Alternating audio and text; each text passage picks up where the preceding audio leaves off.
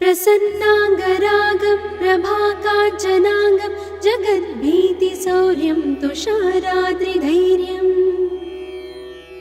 तृणीभूतहेतिं रणोद्यद्विभूतिं भजे वायुपुत्रं पवित्राप्तमित्रम् भजे पावनं भावनानित्यवासम् भजे बालभानं प्रभाचारुभासम् भजे चन्द्रिकाकुन्दमन्दारहासम् भजे सन्ततं रामभूपालदासम् भजे लक्ष्मणप्राणरक्षातिदक्षं भजे तोषितानेकगीर्वाणपक्षम् भजे घोरसङ्ग्रामसीमाहताक्षं भजे रामनामातिसम्प्राप्तरक्षम् कृताभीलनादं क्षितिक्षिप्तपादम्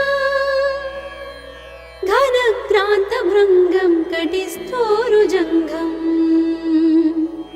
वियद्व्याप्तकेशं भुजाश्लेषितास्मम् जयश्रीसमेतं भजे रामदूतम् चलद्वालघातं भ्रमच्चक्रवालं कठोराट्टहासं प्रभिन्नाब्जजाण्डम् महासिंहनादाद्विशीर्णत्रिलोकं भजे आञ्जनेयं प्रभुं वज्रकायम् रणे भीषणे मेघनादे सनादे सरोषे समारोपिते मित्रमुख्ये खगानां घनानां सुराणां च मार्गे नतं तं वहं तं हनुमन्तमीडे कनद्रत्नजम्भारिदम्भोळिधारं कनद्दन्तनिर्धूतकालोग्रदन्तम् पदाघातभीताब्धिभूताधिवासं रणक्षोणिदक्षं भजे पिङ्गळाक्षम् महाग्राहपीडा महोत्पातपीडा महारोगपीडा महातीव्रपीडा हरत्यासुते पादपद्मानुरक्तो नमस्ते कपिश्रेष्ठ रामप्रियो यः सुधासिन्धुमुल्लङ्घ्य नाथोग्रदीप्तः सुधाचौषधीस्ता प्रगुप्तप्रभावः षडद्रोणशैलस्य सारेण सेतुं विना भूस्वयं कः समर्थः कपीन्द्रः निरातङ्कमाविश्य लङ्कां विसङ्गो भवानेव सीतातिशोकापहारी समुद्रान्तरङ्गादिरौद्रं विनिद्रम् विलङ्घ्योरुजङ्घस्तुता मर्त्यसङ्घः रमानाथ रामः क्षमानाथ रामः अशोकेन शोकं विहाय प्रहर्षम् वनान्तर्घनं जीवनं दानवानं विपाट्य प्रहर्षात् हनूमान् त्वमेव जराभारतो भूरिपीडां शरीरे निराधारणारूढगाढप्रतापे भवत्पादभक्तिं भवद्भक्तिरक्तिं कुरु श्रीहनुमत्प्रभो मे दयाळो महायोगिनो ब्रह्मरुद्रादयो वा न जानन्ति तत्त्वं निजं राघवस्य कथं ज्ञायते मातृसेनित्यमेव प्रसीद प्रभो वानरेन्द्रो नमस्ते नमस्ते महासत्त्ववाहाय तुभ्यं नमस्ते महावज्रदेहाय तुभ्यं नमस्ते परिभूतसूर्याय तुभ्यम्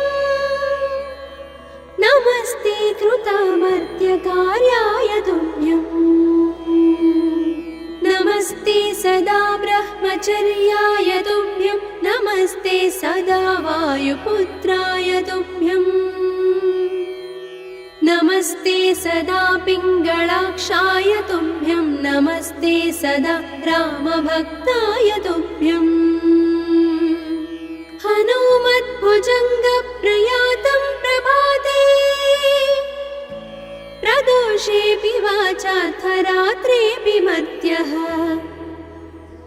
पठन्नस्नतोऽपि प्रमुक्ताघजालः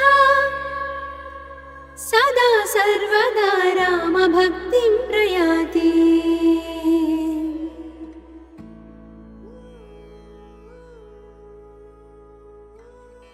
प्रसन्नाङ्गरागं प्रभाकाञ्चनाङ्गं जगद्भीतिशौर्यं तुषाराद्रिधैर्यम् तृणीभूतहेतिं रणोद्यद्विभूतिं भजे वायुपुत्रं पवित्राप्तमित्रम् भजे पावनं भावनानित्यवासम् भजे बालभानुं प्रभाचारुभासम् भजे चन्द्रिकाकुन्दमन्दारहासम् भजे सन्ततं रामभूपालदासम् भजे लक्ष्मणप्राणरक्षातिदक्षं भजे तोषितानेकगीर्वाणपक्षम् भजे घोरसङ्ग्रामसीमाहताक्षं भजे रामनामातिसम्प्राप्तरक्षम् कृताभीलनादं क्षितिक्षिप्तपादम् घनक्रान्तभृङ्गं कटिस्थोरुजङ्घम् वियद्व्याप्तकेशं भुजाश्लेषितास्मम् जयश्रीसमेतं भजे रामदूतम् चलद्वालघातं भ्रमच्चक्रवालं कठोराट्टहासं प्रभिन्नाब्जजाण्डम् महासिंहनादाद्विशीर्णत्रिलोकं भजे आञ्जनेयं प्रभुं वज्रकायम् रणे भीषणे मेघनादे सनाधे सरोषे समारोपिते मित्रमुख्ये खगानां घनानां सुराणां च मार्गे नतं तं वहं तं हनुमन्तमीडे कनद्रत्नजम्भारिदम्भोळिधारं कनद्दन्तनिर्धूतकालोग्रदन्तम् पदाघातभीताब्धिभूताधिवासं रणक्षोणिदक्षं भजे पिङ्गळाक्षम् महाग्राहपीडा महोत्पातपीडा महारोगपीडा महातीव्रपीडा हरत्यासुते पादपद्मानुरक्तो नमस्ते कपिश्रेष्ठ रामप्रियो यः सुधासिन्धुमुल्लङ्घ्य नाथोग्रदीप्तः सुधाचौषधीस्ता प्रगुप्तप्रभावः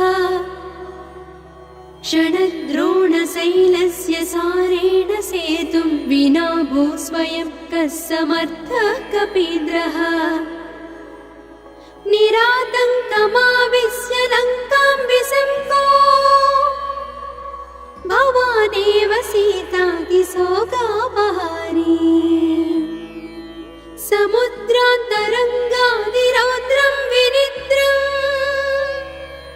विलङ्घ्योरुजङ्घस्तुता मर्त्यसङ्घः रमानाथ रामः क्षमानाथ रामः अशोकेन शोकं विहाय प्रहर्षम् वनान्तर्घनं जीवनं दानवानं विपाट्य प्रहर्षात् हनुमान् त्वमेव जराभारतो भूरिपीडां शरीरे निराधारणारूढगाढप्रतापे भवत्पादभक्तिं भवद्भक्तिं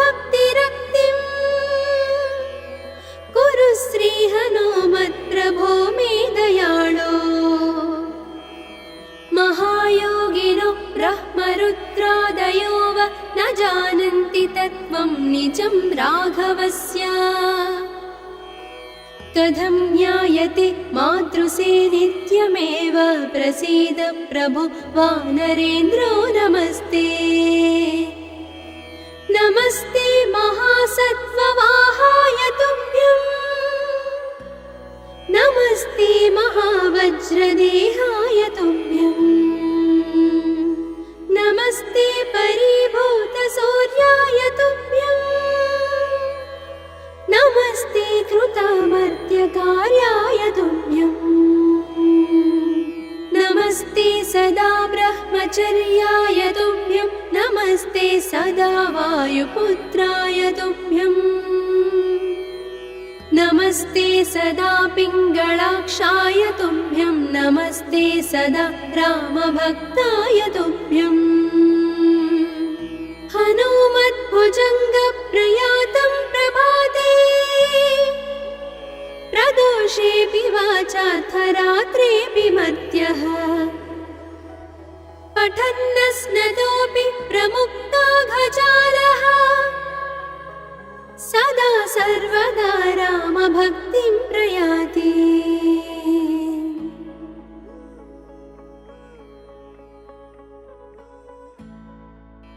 प्रसन्नाङ्गरागं प्रभाकाञ्चनाङ्गं जगद्भीतिशौर्यं तुषाराद्रिधैर्यम् तृणीभूतहेतिं रणोद्यद्विभूतिं भजे वायुपुत्रं पवित्राप्तमित्रम् भजे पावनं भावनानित्यवासम् भजे बालभानुं प्रभाचारुभासम् भजे चन्द्रिकाकुन्दमन्दारहासम् भजे सन्ततं रामभूपालदासम् भजे लक्ष्मणप्राणरक्षातिदक्षं भजे तोषितानेकगीर्वाणपक्षम्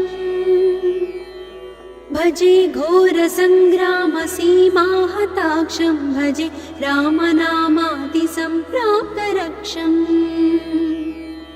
कृताभीलनादं क्षितिक्षिप्तपादं घनक्रान्तभृङ्गं कटिस्थोरुजङ्घम् वियद्व्याप्तकेशं भुजाश्लेषितास्मम् जयश्रीसमेतं भजे रामदूतम् चलद्वालघातं भ्रमच्चक्रवालं कठोराट्टहासं प्रभिन्नाब्जजाण्डम् महासिंहनादाद्विशीर्णत्रिलोकं भजे आञ्जनेयं प्रभुं वज्रकायम् रणे भीषणे मेघनादे सनादे सरोषे समारोपिते मित्रमुख्ये खगानां घनानां सुराणां च मार्गे नतं तं वहं तं हनुमन्तमीडे कनद्रत्नजम्भारिदम्भोळिधारं कनद्दन्तनिर्धूतकालोग्रदन्तम् पदाघातभीताब्धिभूताधिवासं रणक्षोणिदक्षं भजे पिङ्गळाक्षम् महाग्राहपीडा महोत्पातपीडा महारोगपीडा महातीव्रपीडा हरत्यासुते पादपद्मानुरक्तो नमस्ते कपिश्रेष्ठ रामप्रियो यः सुधा सिन्धुमुल्लङ्घ्य नाथोग्रदीप्तः सुधा चौषधीस्ता प्रगुप्तप्रभावः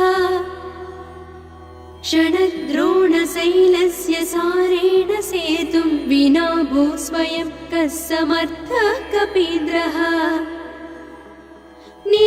निरातङ्कमाविश्य लङ्कां विसम्पो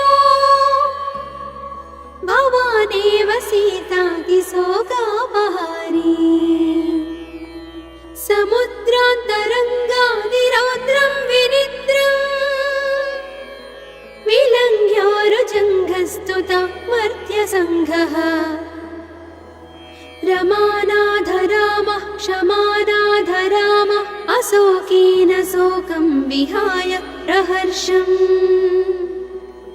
वनान्तर्घनं जीवनं दानवानं विपाट्य प्रहर्षात् हनूमान् त्वमेव जराभारतो भूरिपीडां शरीरे निराधारणारूढगाढप्रतापे भवत्पादभक्तिं भवद्भक्तिरक्तिं कुरु श्रीहनुमत्प्रभो मे दयाळो महायोगिनो ब्रह्मरुद्रादयो वा न जानन्ति तत्त्वं निजं राघवस्य कथं ज्ञायते मातृसे नित्यमेव प्रसीद प्रभो वानरेन्द्रो नमस्ते नमस्ते महासत्त्ववाहाय तुभ्यं नमस्ते महावज्रदेहाय तुभ्यं नमस्ते परिभूतसूर्याय तुभ्यं नमस्ते कृतामर्त्यकार्याय तुभ्यं नमस्ते सदा ब्रह्मचर्याय तुभ्यं नमस्ते सदा वायुपुत्राय तुभ्यं नमस्ते सदा पिङ्गळाक्षाय तुभ्यं नमस्ते सदा रामभक्ताय तुभ्यं हनुमद्भुजङ्गप्रयातं प्रभाते प्रदोषेऽपि वाचाथ रात्रेऽपि मर्त्यः पठन्नस्नतोऽपि प्रमुक्ताघजालः सदा सर्वदा रामभक्तिं प्रयाति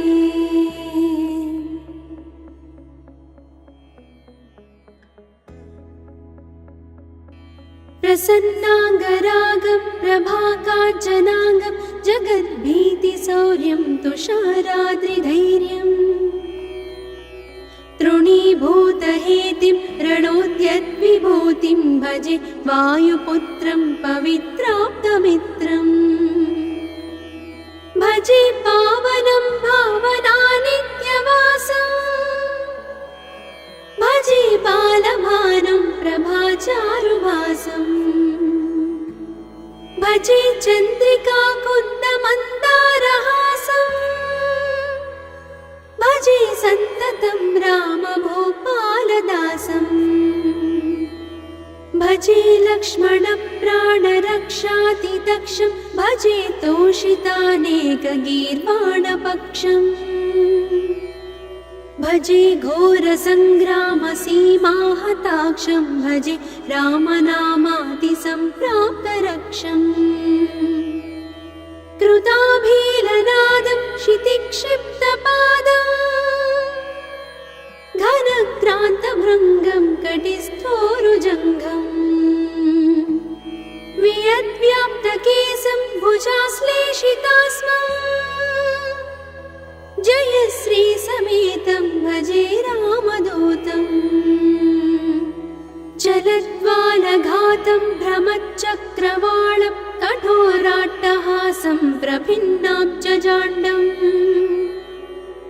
महासिंहनादाद्विशीर्णत्रिलोकं भजे आञ्जनेयं प्रभुं वज्रकायम् रणे भीषणे मेघनादे सनाधे सरोषे समारोपिते मित्रमुख्ये खगानां घनानां सुराणां च मार्गे नतं तं वहं तं हनुमन्तमीडे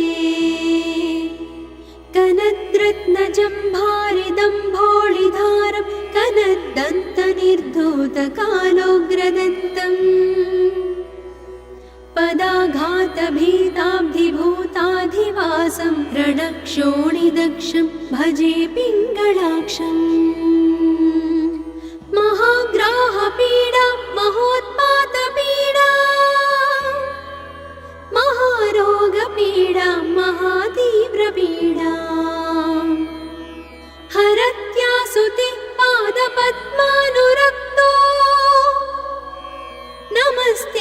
सर्वेऽपि श्रेष्ठ रामप्रियो यः सुधा सिन्धुमुल्लङ्घ्य नादोग्रदीप्तः सुधा चौषधीस्ता प्रगुप्तप्रभावः षडद्रोणशैलस्य सारेण सेतुं विना भू स्वयं कः समर्थः कपीन्द्रः निरातङ्कमाविश्य लङ्कां विसङ्गो भवानेव सीतातिशोकापहारी समुद्रान्तरङ्गादिरौद्रं विनिद्रम् विलङ्घ्योरुजङ्घस्तुता मर्त्यसङ्घः रमानाथ रामः क्षमानाथ रामः अशोकेन शोकं विहाय प्रहर्षम्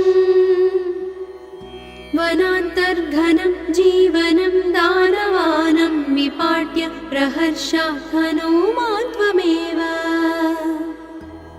जराभारतो भूरिपीडां शरीरे निराधारणारूढगाढप्रतापे भवत्पादभक्तिं भवद्भक्तिरक्तिं कुरु श्रीहनुमत्प्रभो मे दयाळो महायोगिनो ब्रह्मरुद्रादयो वा न जानन्ति तत्त्वं निजं राघवस्य कथं ज्ञायते मातृसे नित्यमेव प्रसीद प्रभो वानरेन्द्रो नमस्ते नमस्ते महासत्त्ववाहाय तुभ्यं नमस्ते महावज्रदेहाय तुभ्यं नमस्ते परिभूतसूर्याय तुभ्यं नमस्ते कृतामर्त्यकार्याय तुभ्यं नमस्ते सदा ब्रह्मचर्याय तुभ्यं नमस्ते सदा वायुपुत्राय तुभ्यं नमस्ते सदा पिङ्गळाक्षाय तुभ्यं नमस्ते सदा रामभक्ताय तुभ्यं हनुमद्भुजङ्गप्रयातं प्रभाते प्रदोषेऽपि वाचार्थरात्रेऽपि मर्त्यः पठन्नस्नतोऽपि प्रमुक्ताघजालः सदा सर्वदा रामभक्तिं प्रयाति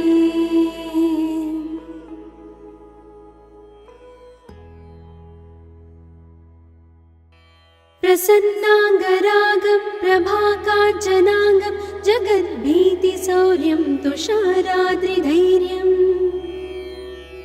तृणीभूतहेतिं रणोद्यद्विभूतिं भजे वायुपुत्रं पवित्राप्तमित्रम्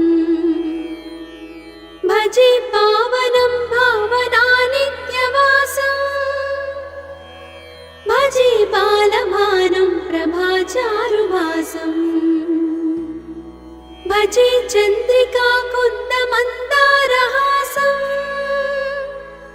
भजे सन्ततं रामभूपालदासम् भजे लक्ष्मणप्राणरक्षातिदक्षं भजे तोषितानेकगीर्वाणपक्षम् भजे घोरसङ्ग्रामसीमाहताक्षं भजे रामनामातिसम्प्राप्तरक्षम् कृताभीलनादं क्षितिक्षिप्तपादम् घनक्रान्तभृङ्गं कटिस्थोरुजङ्घम् वियद्व्याप्तकेशं भुजाश्लेषितास्मम् जयश्री समेतं भजे रामदूतम् चलद्वालघातं भ्रमच्चक्रवालं कठोराट्टहासं प्रभिन्नाब्जजाण्डम् महासिंहनादाद्विशीर्णत्रिलोकं भजे आञ्जनेयं प्रभुं वज्रकायम् रणे भीषणे मेघनादे सनादे पाशे समारोपिते मित्रमुख्ये खगानां घनानां सुराणां च मार्गे नतं तं वहं तं हनुमन्तमीडे कनद्रत्नजम्भारिदम्भोळिधारं कनद्दन्तनिर्धूतकालोग्रदन्तम् पदाघातभीताब्धिभूताधिवासं रणक्षोणिदक्षं भजे पिङ्गळाक्षम् महाग्राहपीडा महोत्पातपीडा महारोगपीडा महातीव्रपीडा हरत्यासुते पादपद्मानुरक्तो नमस्ते कपिश्रेष्ठ रामप्रियो यः सुधा सिन्धुमुल्लङ्घ्य नाथोग्रदीप्तः सुधा चौषधीस्था प्रगुप्तप्रभावः षडद्रोणशैलस्य सारेण सेतुं विना भूस्वयं कः समर्थः कपीन्द्रः निरातङ्कमाविश्य लङ्कां विसङ्गो भवानेव सीतातिशोकापहारी समुद्रान्तरङ्गादिरौद्रं विनिद्रम् विलङ्घ्योरुजङ्घस्तुता मर्त्यसङ्घः रमानाधरामः क्षमानाधरामः अशोकेन शोकं विहाय प्रहर्षम् वनान्तर्घनं जीवनं दानवानं विपाट्य प्रहर्षात् हनूमान् त्वमेव जराभारतो भूरिपीडां शरीरे निराधारणारूढगाढप्रतापे भवत्पादभक्तिं भवद्भक्तिरक्तिं कुरु श्रीहनुमत्प्रभो मे दयाळो महायोगिनो ब्रह्मरुद्रादयो वा न जानन्ति तत्त्वं निजं राघवस्य कथं ज्ञायते मातृसे नित्यमेव प्रसीद प्रभो वानरेन्द्रो नमस्ते नमस्ते महासत्त्ववाहाय तुभ्यं नमस्ते महावज्रदेहाय तुभ्यं नमस्ते परिभूतसूर्याय तुभ्यं नमस्ते कृतामर्त्यकार्याय तुभ्यं नमस्ते सदा ब्रह्मचर्याय तुभ्यं नमस्ते सदा वायुपुत्राय तुभ्यं नमस्ते सदा पिङ्गळाक्षाय तुभ्यं नमस्ते सदा रामभक्ताय तुभ्यं हनुमद्भुजङ्गप्रयातं प्रभाते प्रदोषेऽपि वाचार्थरात्रेऽपि मर्त्यः पठन्नस्नतोऽपि प्रमुक्ताघजालः सदा सर्वदा रामभक्तिं प्रयाति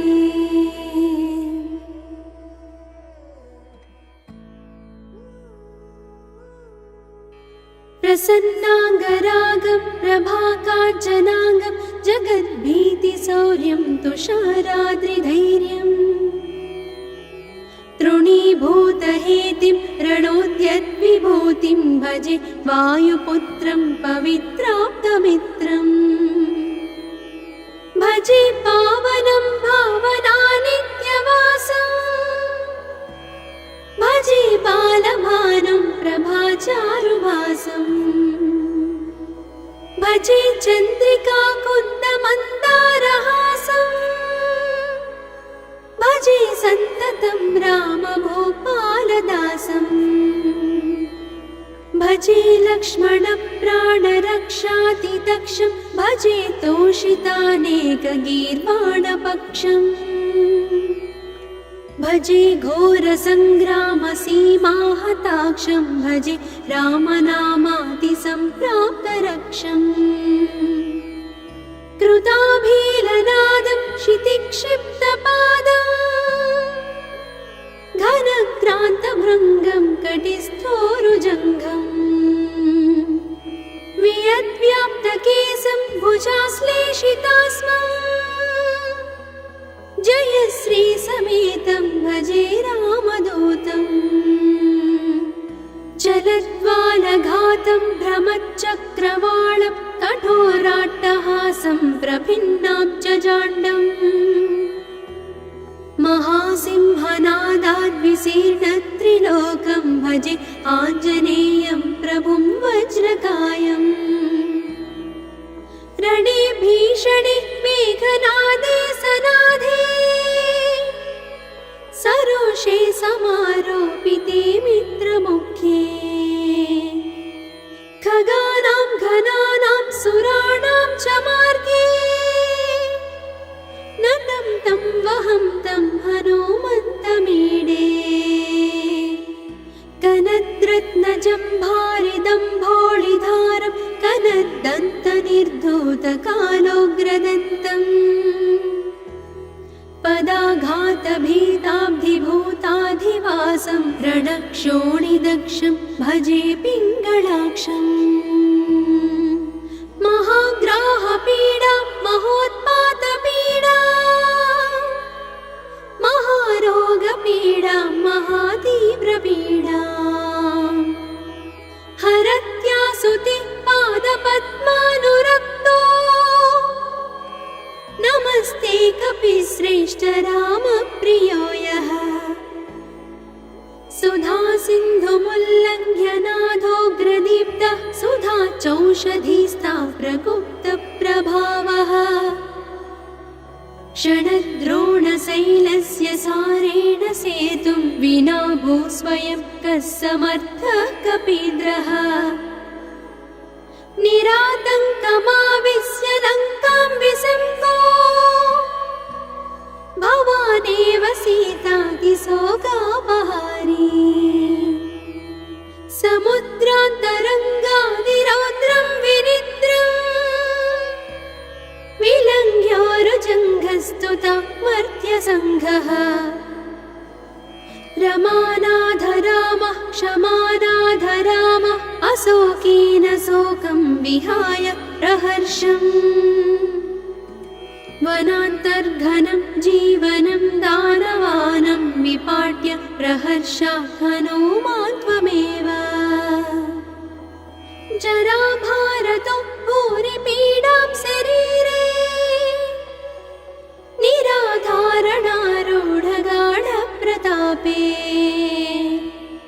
भवत्पादभक्तिं भवद्भक्तिरक्तिं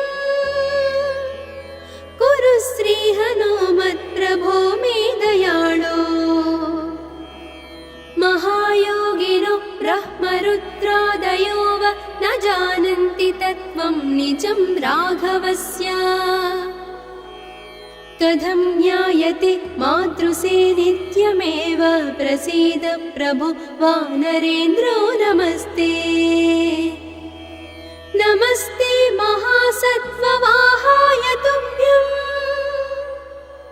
नमस्ते महावज्रदेहाय तुभ्यं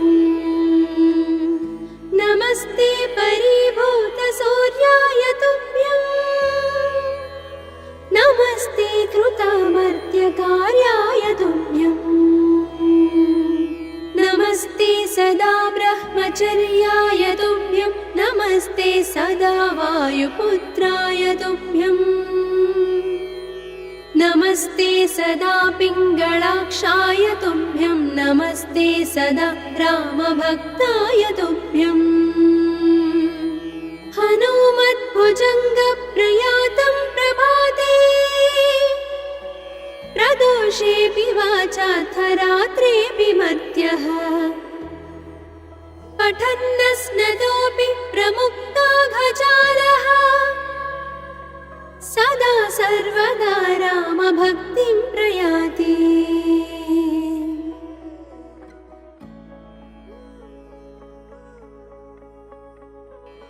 प्रसन्नाङ्गरागं प्रभाकाञ्चनाङ्गं जगद्भीतिशौर्यं तुषाराद्रिधैर्यम्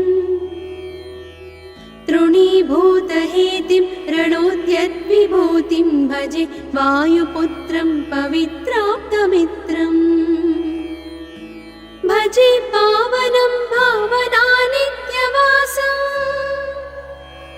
भजे बालभानुं प्रभाचारुभासम्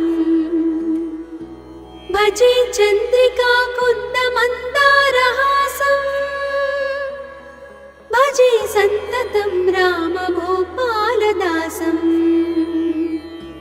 भजे लक्ष्मणप्राणरक्षातिदक्षं भजे तोषितानेकगीर्वाणपक्षम् भजे घोरसङ्ग्रामसीमाहताक्षं भजे रामनामातिसम्प्राप्तरक्षम् कृताभीलनादं क्षितिक्षिप्तपादम् घनक्रान्तभृङ्गं कटिस्थोरुजङ्घम् वियद्व्याप्तकेशं भुजाश्लेषितास्मं जयश्रीसमेतं भजे रामदूतम् चलद्वालघातं भ्रमच्चक्रवालं कठोराट्टहासं प्रभिन्नाब्जजाण्डम् महासिंहनादाद्विशीर्णत्रिलोकं भजे आञ्जनेयं प्रभुं वज्रकायम् रणे भीषणे मेघनादे सनाधे सरोषे समारोपिते मित्रमुख्ये खगानां घनानां सुराणां च मार्गे नतं तं वहं तं हनुमन्तमीडे कनद्रत्नजम्भारिदम्भोळिधारं कनद्दन्तनिर्धूतकालोग्रदन्तम् पदाघातभीताब्धिभूताधिवासं रणक्षोणिदक्षं भजे पिङ्गळाक्षम् महाग्राहपीडा महोत्पातपीडा महारोगपीडा महातीव्रपीडा हरत्यासुते पादपद्मानुरक्तो नमस्ते कपिश्रेष्ठ रामप्रियो यः सुधासिन्धुमुल्लङ्घ्य नाथोग्रदीप्तः सुधाचौषधीस्था प्रगुप्तप्रभावः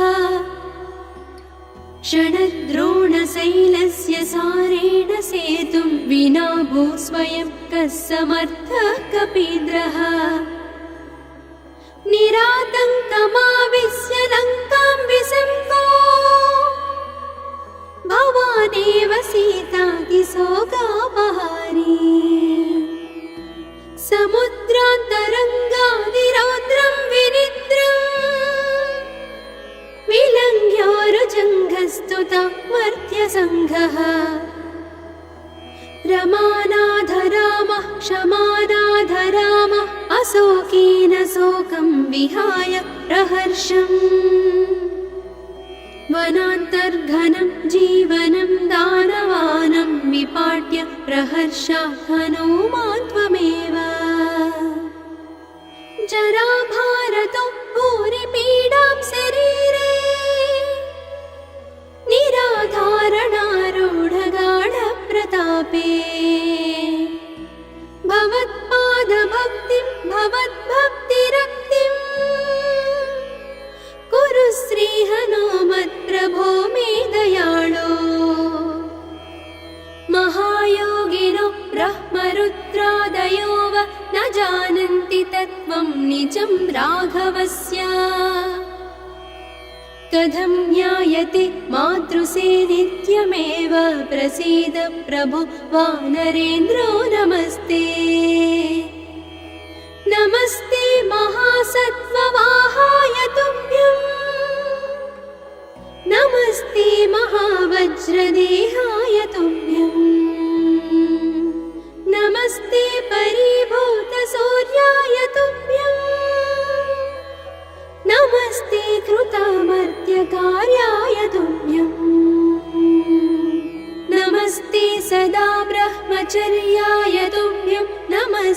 सदा वायुपुत्राय तुभ्यम् नमस्ते सदा पिङ्गळाक्षाय तुभ्यं नमस्ते सदा रामभक्ताय तुभ्यम् हनुमद्भुजङ्गप्रयातं प्रभाते प्रदोषेऽपि वाचाथ रात्रेऽपि मर्त्यः पठन्नस्नतोऽपि प्रमुक्ताघजालः सदा सर्वदा रामभक्तिं प्रयाति।